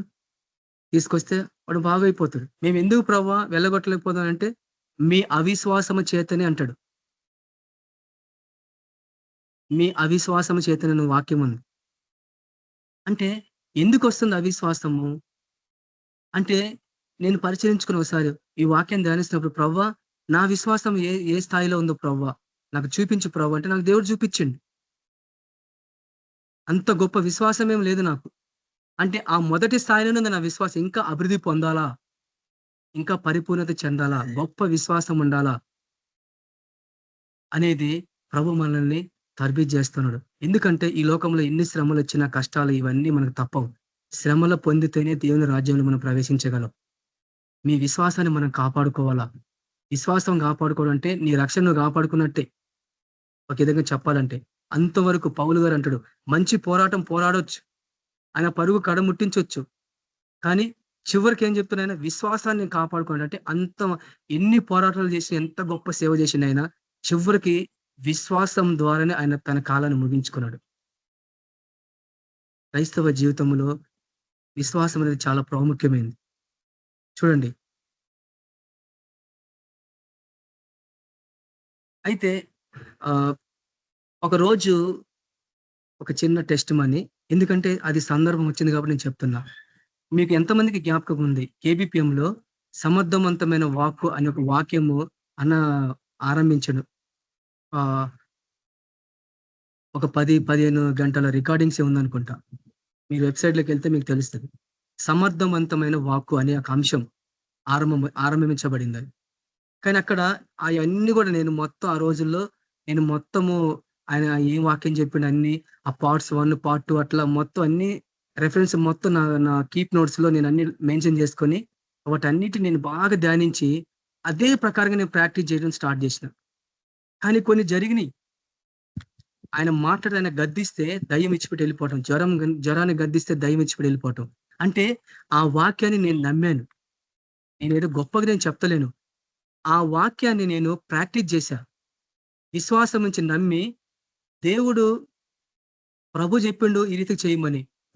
వాళ్ళు అది ఆ రీతిగా పాటించినప్పుడు జరిగిన కార్యము, నేను పాటిస్తే ఎందుకు జరగదు అని నాలో అలాంటి భావన, అలాంటి విశ్వాసం నాలో అధికమైనప్పుడు, నేనది ఆ రీతిగా నేను చేసినాను. కానీ కొన్ని విచిత్రమైన అద్భుత కార్యాలు జరిగినాయి దేవుడు. అది నేను మీకు చెప్తే మీరు చాలా ఆశ్చర్యం అనిపిస్తారు. ఇదేదో అనుకుంటారు గానీ, కానీ ఒక విషయం నేను చెప్పాలేందంటే, నేను ఆంధ్ర ప్రాంతానికి బైక్ మీద ఎళ్తున్నా. ఒంగోలుకెళ్తున్నా. మినిస్ట్రీ పని మీద ఎళ్తున్నా. అయితే నల్గొండ దాటిన తర్వాత నాకు బైక్ యాక్సిడెంట్ అయింది. కానీ ఎవ్వరికి చెప్పలే. మా మా కుటుంబంలో ఎవరికీ చెప్పలే. యాక్సిడెంట్ అయితే నేను హెల్మెట్ పెట్టుకున్నా. చూడండి ఆ రోజు ఆహ్, హెల్మెట్ నేను ఎప్పుడు గూడా హెల్మెట్ తలగ పెట్టుకుంటా గానీ, ఈ హెల్మెట్ కింద లాక్ ఉంటది. చాలా మంది లాక్ బెట్టుకోరు. నేను టోల్ గేట్ దాటిన తర్వాత ఏం జరిగిందంటే, వైట్ షర్ట్ నేను ముందు ఫ్రంట్ కవర్‌లో పెట్టినా. ఆ గాలికి భయంకరమైన గాలి కొడుతుంది. ఆ గాలికి వైట్ షర్ట్ మొత్తం ఎగిరి కవర్ కింద పడేసరికి గాలికి హెల్మెట్ కూడా లేసిపోద్దేమని చెప్పి అప్పుడు నేను లాక్ జేశాను. లాక్ జేసిన 10 నిమిషాలు టోల్ గేట్ దాటి ఒక 2, 3 కిలోమీటర్లు పోయిన తర్వాత అప్పుడు యాక్సిడెంట్ అయింది. ఒక పాప డివైడర్ నుంచి అటు నుంచి వస్తుంది. నేను 75 కిలోమీటర్స్ స్పీడ్‌లో ఉన్న బండి. సీబీజెడ్ పెద్ద బండి స్పోర్ట్స్ బైక్ అది. నేను స్పీడ్‌లో వస్తున్నా. అప్పటికి చెయ్యి ఊపుతున్నా. ఆగు, ఆగు అంటే ఆగింది. ఆగి ఒక్కసారే ఏదో ఒక మెత్త వచ్చి పడ్డట్టు ఆహ్, ఒక్కసారి డివైడర్‌కి ఆగింది. టక్కనే బండి మూవ్ చేయంగానే ఇమ్మీడియేట్‌లీగా మళ్ళా సప్పునొచ్చేసింది. వచ్చేసరికి మొత్తం ఆ స్పీడ్‌లో ఆ అమ్మాయిని ఈ సైడ్ లెఫ్ట్ హ్యాండిల్ తగిలింది. తగిలిన తర్వాత ఎగిరి అవతల పడిపోయింది. నేనెప్పుడైతే డిస్క్ బ్రేక్ కొట్టానో, నేను మొత్తం ఎగిరి నా ఛాతీ భాగం ఏదైతే ఇది ఉందో ఛాతీ భాగము, రోడ్ మీద కొన్ని అతికిచ్చి ఉంటాయి. తెల్లగా మెరుస్తా ఉంటాయి చూడండి. లైట్ కలర్స్‌గా డివైడర్ లైన్‌కి వైట్ బార్డర్ పక్కన అతికిచ్చి ఉంటాయి. నా ఛాతీ భాగం పోయి ఎగిరి డిస్క్ బ్రేక్ ఎప్పుడైతే నేను కొట్టానో, ఎగిరిపోయి మొత్తం ఈ ఛాతీ భాగం పోయి దాని మీద పడ్డదే నాకు తెలుసు. పడిన తర్వాత ప్రవ్వా అని పెద్దగా అరిచినా, హెల్మెట్ మొత్తం 2 ముక్కలైపోయింది. మొత్తం అంత దారం మందం హెల్మెట్ మొత్తం ఇట్లా దూసుకుంటా అరిగిపోయింది మొత్తం. మొత్తం అరిగిపోయింది. అరిగిపోయిన తర్వాత ఈ ఈ పార్ట్ ఏదైతే ఉందో, ఈ భుజాలు ఇవన్నీ గూడా తలకొక్కదానికి ఎక్కడ దెబ్బ తగలలే. ఈ భుజాలు, ఈ మోకాళ్ళ చెప్పులు మొత్తం అరిగిపోయినాయి. కొట్టుకొని పోయి జీన్స్ ప్యాంట్ ఏసుకొని మొత్తం చినిగిపోయింది ప్యాంటు. ఆ పడిన తర్వాత మొత్తానికి కళ్ళు మొత్తం డార్క్ అయిపోయింది నాకు. బండి మొత్తం ఒక 6, 7 మీటర్లు మొత్తం దూసుకుంటూ ఎళ్ళిపోయింది. మొత్తం బండి మొత్తం కొంత ముంగట డ్యామేజ్ అయిపోయింది. నా హెల్మెట్ మొత్తం పగిలిపోయింది. హెల్మెట్ మాత్రం లాక్‌తో దానికి తగులుకొనుంది. పడిన తర్వాత అమ్మాయి అవతల రోడ్ పక్కన పడిపోయింది. నేనేమో అట్లనే ముందు పడిపోయి తనని లేపి ఒక మొద్దు మీద కూర్చోబెట్టారు. నేను కళ్ళు తెరిచి చూస్తే నాకు కళ్ళు కనిపిస్తలేవు. ఏం కనిపిస్తలే అప్పుడు నాకు. ఆహ్, అప్పుడు నాకు నోటి మీద మాటానికి మాట రావట్లేదు. మాట్లాడితే గాని మాట కూడా రావట్లే. అప్పుడు నా హృదయం నాలో నోటి మాట రావట్లేదు. కళ్ళు కనిపిస్తలేవు. తర్వాత అప్పుడు నాకు ఆ వాక్యం జ్ఞాపకానికొచ్చింది. అప్పుడు ఎప్పుడైతే ఆ వాక్యం ఎప్పుడైతే నాకు జ్ఞాపకం చేస్తే, నీ అవయవాలతో నువ్వు మాట్లాడొచ్చు. నువ్వు అవయవాలతో నువ్వు మాట్లాడితే అవి నీ మాట వింటాయి. దావీదు రాజు తన ప్రాణంతో మాట్లాడిండు. మనం కూడా మాట్లాడితే అవి వింటాయి. రక్తము మొరపెట్టిందంటే దానికి ప్రాణం ఉంది. కాబట్టి అవన్నీ వాక్యాలు ఆ టైంలో వాక్యం మొత్తం అంతా అయిపోయింది. ఆ వాక్యం ఆ పా ఆహ్, ఆహ్, స ఆ యొక్క సందర్భం మొత్తం అయిపోయింది. కానీ అది నేను అప్పుడప్పుడు వింటా దాన్ని ప్రాక్టీస్ చేస్తా ఉంటే, ఆ రోజు ఆ వాక్యం నాకు జ్ఞాపకానికొచ్చినప్పుడు, ఎప్పుడైతే నాకు ఆ కళ్ళు కనిపించలేదో మొట్టమొదట, ఈ కళ్ళ మీద ఇట్ట చేతి పెట్టి నేను ప్రార్థన చేసిన. యేసుక్రీస్తు నామమున. మాట రావట్లేదు కానీ ఆత్మలో ప్రార్థన చేస్తా. అంటే స్వరం బయటికి రావట్లేదు. నా హృదయం నుంచి ప్రార్థన వస్తుంది. ఎప్పుడైతే నేను కళ్ళు ఇట్లా పెట్టుకొని నేను ప్రార్థన చేసి, ప్రభువా మీ వాక్యం ఈ రీతికి చేరుస్తుంది కాబట్టి నీ వాక్యం ద్వారా ప్రభువా మీరు ఇచ్చిన అధికారాన్ని బట్టి నేను నేను మాట్లాడుతున్నా ప్రభువా, సంపూర్ణంగా ఈ కళ్ళు స్వస్థపరచబడిన గాక, నాకు చూపు వచ్చిన గాక యేసుక్రీస్తు నామమున. ఎప్పుడైతే నేను ఆ రీతిగా నేను మాట్లాడిన కొన్ని నిమిషాలకి మొత్తం కళ్ళు తెరిస్తే మొత్తం క్లియర్‌గా అంతా కనిపిస్తా ఉంది. తర్వాత ఈ ఈ ఛాతీ భయంకరమైన పెయిన్ వస్తుంది నాకు. ఎప్పుడైతే మళ్ళీ ఆ గుండె పక్కన ఇట్లా చేయబెట్టి ఎప్పుడైతే ప్రార్థన చేశానో, నాకు ఆ గుండె నీకు ఆజ్ఞాపిస్తున్న యేసుక్రీస్తు నామములో నువ్వు భయపడడానికి వీలేదు. యేసుక్రీస్తు నీకు స్వస్థత కలుగును గాక. ప్రతి హార్ట్ లో ఉన్న ప్రతి బ్లాక్స్ యేసుక్రీస్తు నామములో కరిగిపోను గాక.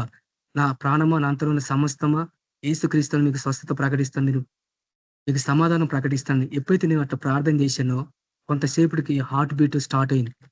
నోటి మాట స్టార్ట్ అయింది. నా నోటి నుంచి మాట స్టార్ట్ అయింది. ఇవన్నీ నేను ఆ రోజు నేను ఆ వాక్యాన్ని నేను పాటించాను, నమ్మాను, విశ్వాసం పెట్టాను. నేను అనుమానించలేదు ఇది జరుగుతుందా, ఇది యాదృచ్ఛికమని నేను ఎప్పుడూ అట్లా అనుకోలే. చెప్పబడిన వాక్యాన్ని నమ్మినాను. ఎప్పుడైతే నేను ప్రార్థన చేసినానో కొంచెంసేపటికి మొత్తం 10 నిమిషాలకు నా బాడీ మొత్తం అంతా నార్మల్ అయిపోయింది. ఈ పెయిన్ కూడా తగ్గిపోయింది. కాళ్ళు మొత్తం రక్తాలు కారుతున్నాయి. చొక్కా మొత్తం చినిగిపోయింది. కాలి ముఖానికి మాత్రమే గాయాలు లేవు. తర్వాత వాళ్ళు లేసి కూర్చోబెట్టారు. తర్వాత పాపను అడిగిన, పాప ఎక్కడ ఉంది అని చెప్పి, ఆమెకి ఏమైంది అయిందని అని చెప్పి డబ్బులు ఇవ్వకపోతే వాళ్ళు తీసుకోలేదు. ఆమెకి ఏం కాలేదు, హాస్పిటల్ తీసుకెళ్ళి చిన్న స్క్రాచ్ అయింది, పడిపోయింది. నువ్వు ఎక్కడి నుంచి వచ్చి నువ్వు ఎక్కడ పోతావంటే మాది పలానా ప్రాంతం, ఆంధ్ర ప్రాంతం పోతానంటే, ఈ స్థితిలో నువ్వు పోలేవయ్యా, మీ వాళ్ళు ఎవరైనా ఫోన్ చేసి రమ్మని చెప్పి బండి ఎక్కడే పెట్టు, నువ్వు పోలేవు బస్కి వెళ్ళిపోనంటే, లేదు లేదు నేను పోవాలని చెప్పేసి వాళ్ళే బండి స్టార్ట్ చేసి ఇస్తే అదే బండి వేసుకొని మళ్ళా అప్పటికి ఎన్ని కిలోమీటర్లు జర్నీ చేయాలా, అప్పటికి 100-150 కిలోమీటర్లు వచ్చిన, ఇంకా 270 కిలోమీటర్లు ప్రయాణం చేయాలి. అదే బండి మీద పాటలు పాడుకుంటూ ప్రార్థన చేసుకుంటూ నేను ఎట్లొచ్చానో కందుకూరికి నాకే తెలియదు. ఆ రీతిగా దేవుడు నన్ను నడిపించండి. కాలు నొప్పులోనే బ్లడ్ గారుతున్న పక్క ఒక చోట ఆపేసి టాబ్లెట్ తీసుకునే కూడా తగ్గే స్థితిలో లేదు. అట్టనే వచ్చేసి కందుకూరికి వచ్చేసి ఆ బట్టలు తీసేసి కొత్త బట్టలు వేసుకొని మార్చుకొని మీటింగ్లో అటెండ్ చూసుకొని మళ్ళీ నైట్ హైదరాబాద్కి వచ్చేసింది. హైదరాబాద్కి వచ్చిన తర్వాత ఇంట్లో అప్పుడు ఎవరికి చెప్పలే, అప్పటి వరకు ఇంట్లోకి చెప్పలే, ఫోన్ చేసి భయపడతారని. తర్వాత ఏం జరిగింది, పని దగ్గరికి వెళ్ళిపోయినా. పని దగ్గరికి వస్తే 4 గంటలకు నా వల్ల కాలేదు. అప్పుడు అన్న చంద్రశేఖర్ ఫోన్ చేశా, అన్న ఇట్లా యాక్సిడెంట్ అయిందని ఇట్లా అంటే, అయ్యో చెప్పొద్దు బ్రదర్ అంటే, లేదన్నా ఎవరు చెప్పలేదన్న, మళ్ళీ భయపడతారని ఇంట్లో కూడా చెప్పలేదంటే, సరే బ్రదర్ నీకు ఒక టాబ్లెట్ చెప్తా బ్రదర్ వేసుకో, నువ్వు ఇంటికి వెళ్ళిపో బ్రదర్ అని చెప్పంటే ఇక నేను ఇంటికి వచ్చేసిన. ఇంటికి వచ్చిన తర్వాత అప్పుడు నా కాళ్ళకి బొట్టినేలు మొత్తం దెబ్బ తగిలినప్పుడు అందులోకెళ్ళి బ్లడ్ వస్తుంది. అన్నిటిని మేనేజ్ చేసినా కానీ ఆ బ్లడ్ మేనేజ్ చేయలేకపోయింది. తర్వాత బ్లడ్ కారుతా ఉంది, చూస్తే ఏమైంది దెబ్బ అంటే, కాలు దెబ్బ తగిలింది ఎట్లా అని చెప్పి అనేసి మా భార్య వచ్చి నా మీద ఇట్లా పైన చేయేసింది. ఎప్పుడైతే చెయ్యగా అబ్బా అని చెప్పని పెద్దగా ఆ నొప్పికి భరించలేక అప్పుడు చూస్తే ఏమైంది ఏంటంటే, అప్పుడు చొక్కా చూస్తే మొత్తం ఇటు భుజాలు ఇది మొత్తం కాళ్ళు మొత్తం ఏడుపు స్టార్ట్ చేశాడు. నేను చెప్పినా కదా నువ్వు సేవ పోవద్దు, నేను ఎక్కడెక్కడో పోతవద్దు, సువార్త సేవ వద్దు ఏమొద్దని నన్ను బంద్ చేయమని ఇంట్లో కూర్చోమన్నారు నన్ను. నేను చెప్పిన, నేను సేవ చేయకపోతే నేను బతికి కూడా వేస్టే, నన్ను ఎవరు మీరు ఆపొద్దు, నాకేం కాదు అని చెప్పేసి నేను చెప్పిన వాళ్ళకి. ఒకసారి అట్నే బిల్డింగ్ మంచి కింద పట్టు, ఇవన్నీ ఎన్నో సందర్భాలు జరిగినాయి. కానీ ఎప్పుడు కూడా నేను ఆ వాక్యమే నాకు జ్ఞాపకం చేసుకుంటా. నాకు ఏదైనా జ్వరం వచ్చినా కూడా నేను ప్రార్థన చేసుకుంటా, దాన్ని గద్దిస్తాను.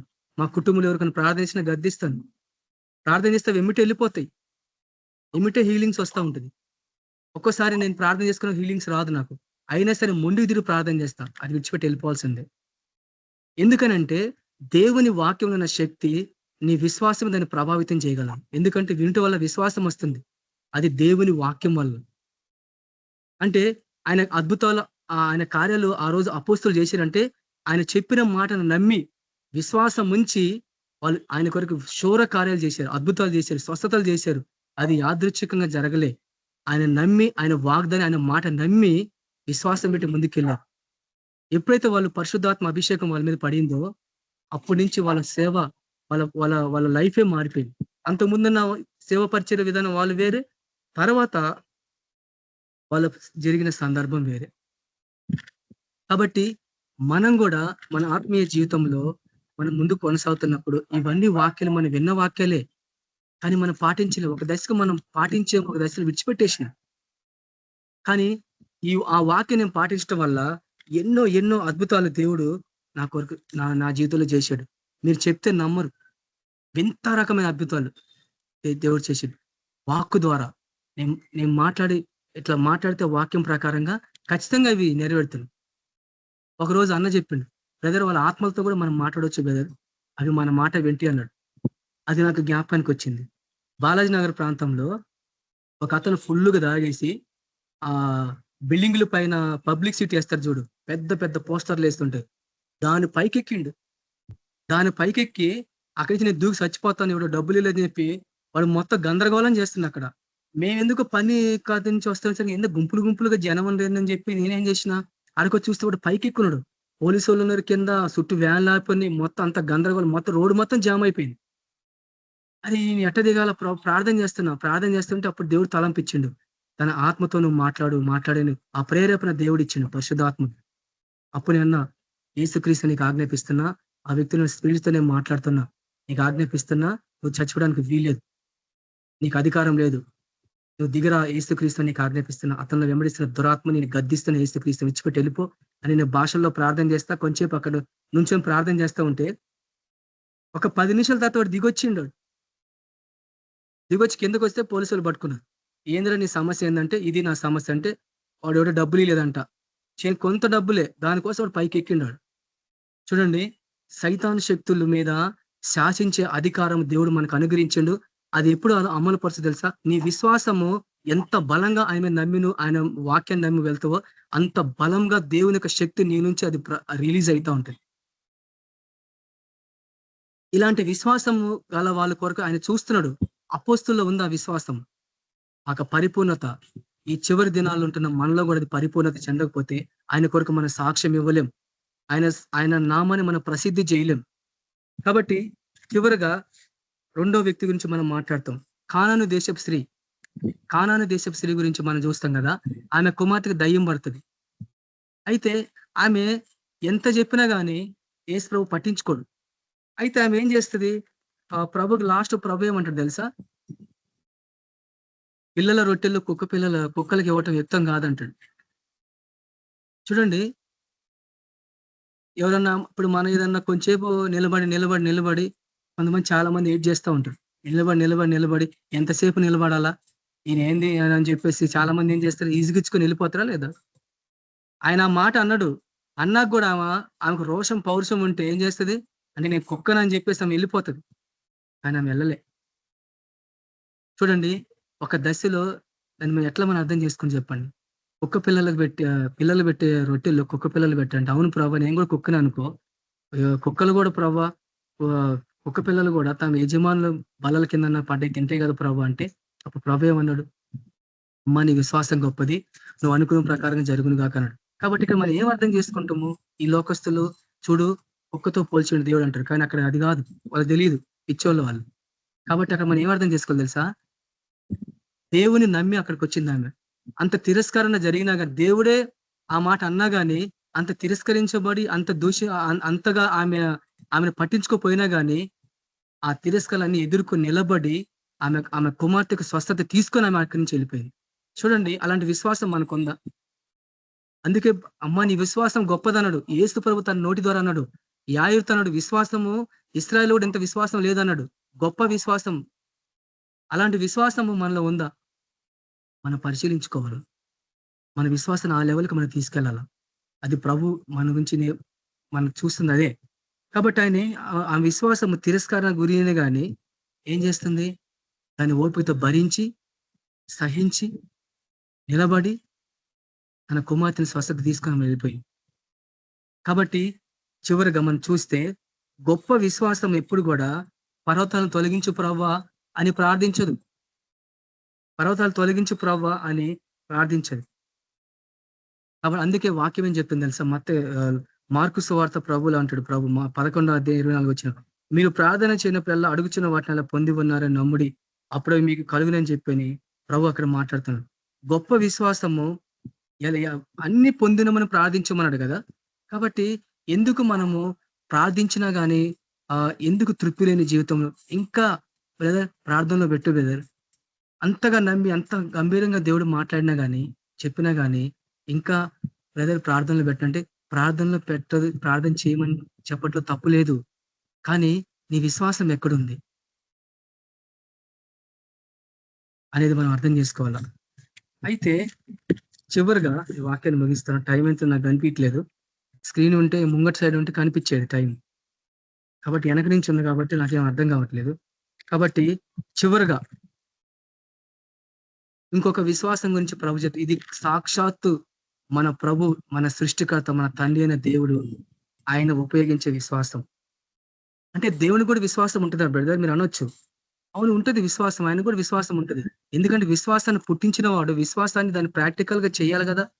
ఒక ప్రోడక్ట్ తయారు చేసిన వాడు ఆ ప్రోడక్ట్ ని నడిపి దాన్ని పర్ఫెక్ట్ చేసినప్పుడే కదా అది అది ఆయన ఆయన చెప్పి చేసింది కరెక్ట్ గా ఉందని నమ్మేది. ఆయన కూడా ప్రాక్టీస్ చేశాడు. ఇది ఎవరికి తెలియని సత్యం ఇది. ఇది మనం అర్థం చేసుకోవాలి. మూడో స్థాయిలో ఉన్న విశ్వాసం ఏంది చెప్పాలా? పర్వతాల గురించి ప్రార్థించడు, పర్వతాలతో మాట్లాడతాడు. మీరు జాగ్రత్త అర్థం చేసుకోండి.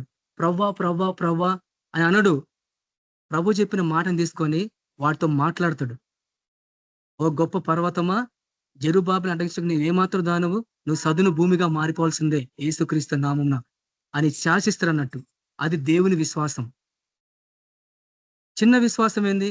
ప్రవ్వా అది చేయి ప్రవ్వా, నాకు ఇది చేయి ప్రవ్వా, తప్పు లేదు. అంటే ఇంకా నువ్వు అదే ప్రార్థన చేస్తావు ఇంతకాలం, ఇన్ని సంవత్సరాల నుంచి, అంటే ఇంకా నీ విశ్వాసం అభివృద్ధి పొందలే. ఆ స్థాయి విశ్వాసం ఇంకా పరిపూర్ణత చెందలేదన్నట్టు. చూడండి, పర్వతాల గురించి మాట్లాడతాడు. గొప్ప విశ్వాసం. ప్రభులాగా వారు పరిస్థితుల గురించి ప్రార్థిస్తారు కానీ ఆందోళనతో ఇంటికి వెళ్ళరంట. ప్రభా నాకు ఈ సమస్య ఉంది ప్రభా, యేసుక్రీస్తు నామములో ఈ సమస్య తొలగిపో అని ప్రార్థన చేసి సమాధానంతో వాళ్ళు వెళ్ళిపోతారు. ఆందోళనతో వెళ్ళరు. కానీ మనకు ఎంత ప్రార్థన చేసినా కూడా ఇంకా అసమాధానమే, ఇంకా అవిశ్వాసమే. ఎందుకు అంటే నువ్వు ఇంకా పూర్తిగా ప్రభువును నువ్వు నమ్మలే. నీ విశ్వాసం ఇంకా అభివృద్ధి పొందలే. నమ్ముతున్నావు, సాక్ష్యం ఇస్తున్నావు, అద్భుతాలు జరుగుతున్నావు, చేస్తున్నావు, అన్ని చేస్తున్నావు, కానీ పరిపూర్ణత ఎక్కడుంది? పరిస్థితుల పైన యుద్ధాన్ని ప్రకటించి వెళ్తారు. అదే విశ్వాసం అనే బలమైన విశ్వాసం. ఎందుకంటే వాళ్ళకి అర్థమైపోయింది, ఎప్పుడైతే వాళ్ళు పరిస్థితుల పైన ఎప్పుడైతే వాళ్ళు మాట్లాడతారో అప్పటికి అది కార్యం జరిగిందని సంపూర్ణంగా వినయంతో వాళ్ళు ఇంటికి వెళ్ళిపోతారు. ఉదాహరణకి యెషయా గ్రంథంలో 55వ అధ్యాయము 11 వచనాల్లో యెషయా ప్రవక్త ద్వారా ప్రభు మాట్లాడుతున్నాడు. దేవుని వాక్యం అంట, ఆయన నోటి నుంచి వచ్చినది, ఆయన నుంచి బయలుదేరిన వాక్యము అది కార్యం చేసి కానీ తిరిగి వెళ్ళదంట.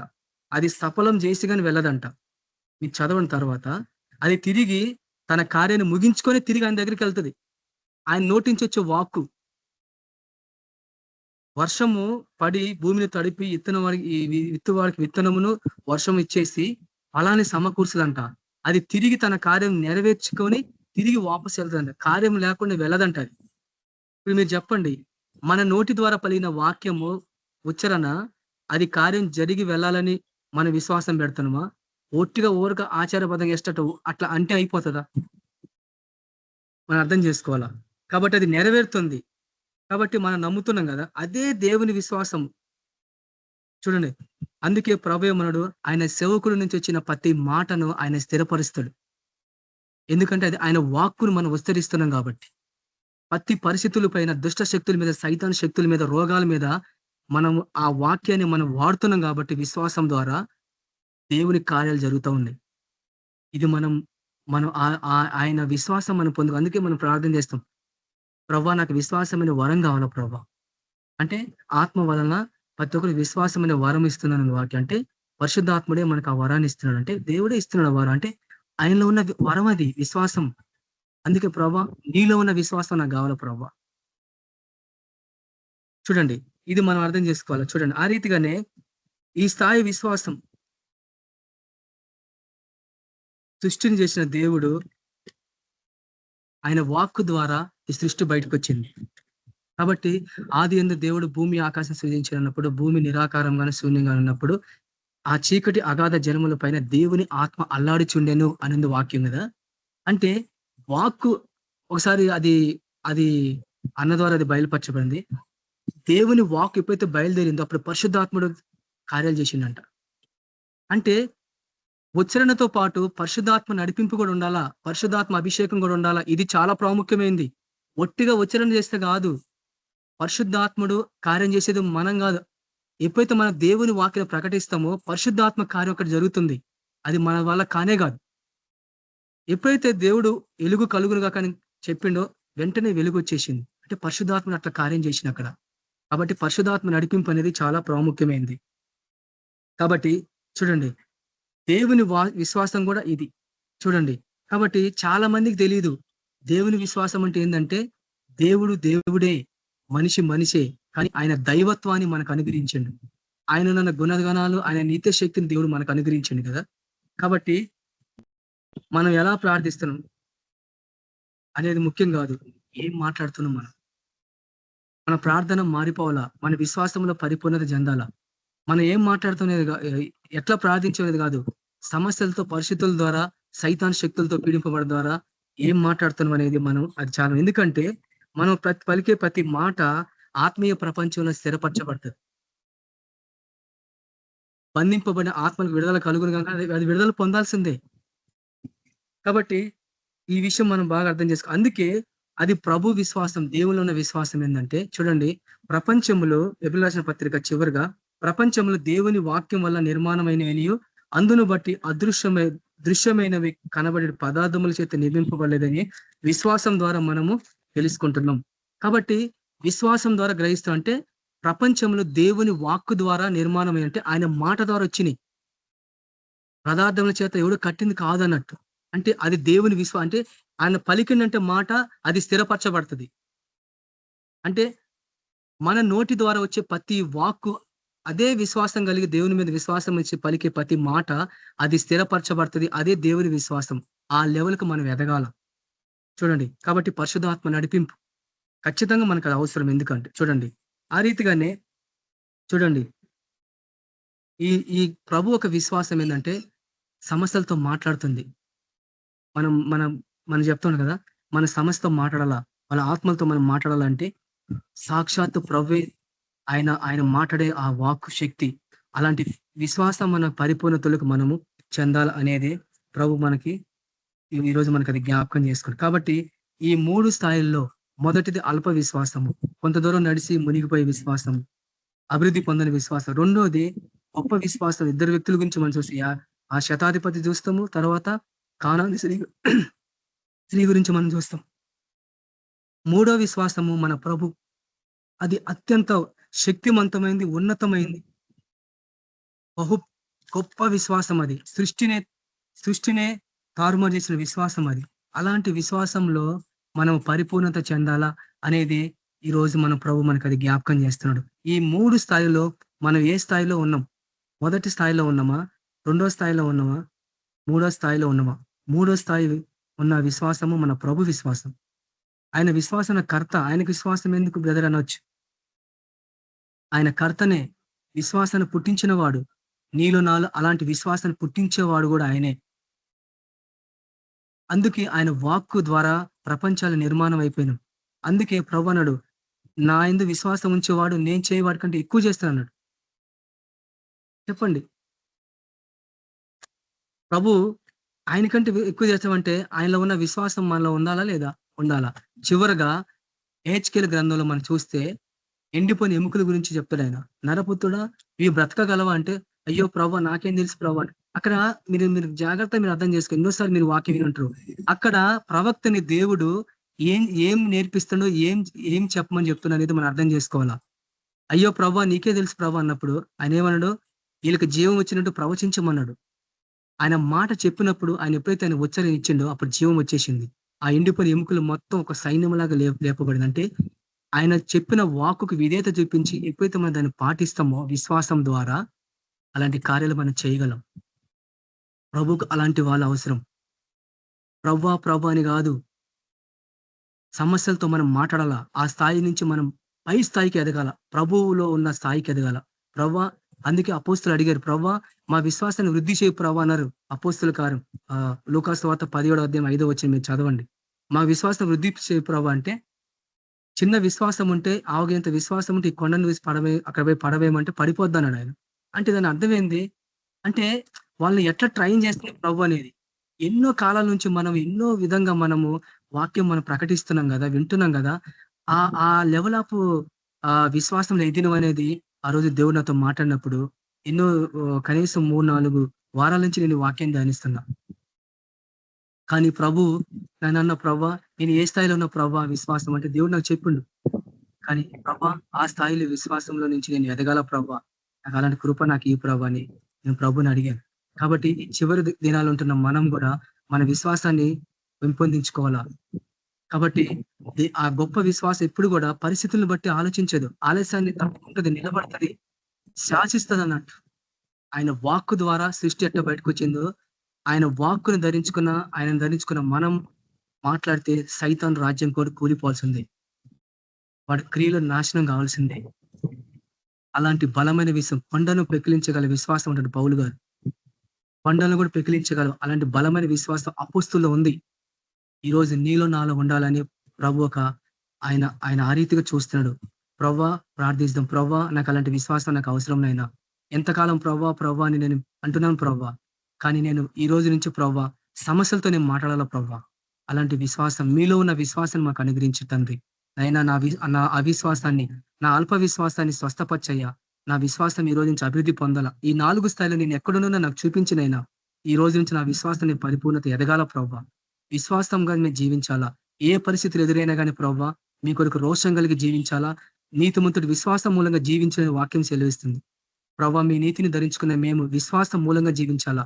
ఆయన మీలో ఉన్న విశ్వాసం మాకు అనుగ్రహించి నడిపించి ఈ వాక్యాన్ని మా హృదయంలో స్థిరపరచని వింటున్న బిడ్డలందరినీ మీరు ఆస్వాదించి ఆ విశ్వాసాన్ని ఇంకా వృద్ధి చేస్తే మేము ఏ స్థాయిలోనూ మాకు చూపించినైనా ఆ స్థాయి నుంచి మేము ఓ ప్రభా ఉన్నతమైన స్థితికి ఓ ప్రభా మేము ఫలించాలి. విశ్వాసం ఇంకా అభివృద్ధి పొంది అయినా రాజ్యాలను ప్రపంచాలను నిర్మించాలా మీ వాక్కు ద్వారా. అలాంటి అభిషేకం, అలాంటి విశ్వాసం అనే వరాన్ని మాకు అనుగ్రహించి నడిపించమని దేవా నీకే సమస్త ఘనత, మహిమ, ప్రభావములు మీకే చెల్లించుకుంటూ యేసుక్రీస్తు పరిశుద్ధ నామమున ప్రార్థించున్నాం తండ్రి. ఆమేన్. మన ప్రభువైన యేసుక్రీస్తు కృపా సమాధానం నడిపింపు మనకు అందరికీ, ఏబీపీఎం గ్రూప్ ఉన్న బ్రదర్ సిస్టర్ కుటుంబీకులందరికీ, నిత్యం విజ్ఞాపన ప్రార్థన చేస్తున్న కుటుంబీకులకి, ఈ యూట్యూబ్ ఛానల్ వీక్షిస్తున్న వాళ్ళందరికీ సదాకాలం తోడైండును గాక. ఆమేన్. ప్రైజ్ లార్డ్ సిస్టర్, బ్రదర్స్ అందరికీ ప్రైజ్ లార్డ్. ప్రైజ్ లార్డ్ అన్న అందరికీ praise lord brothers and sisters.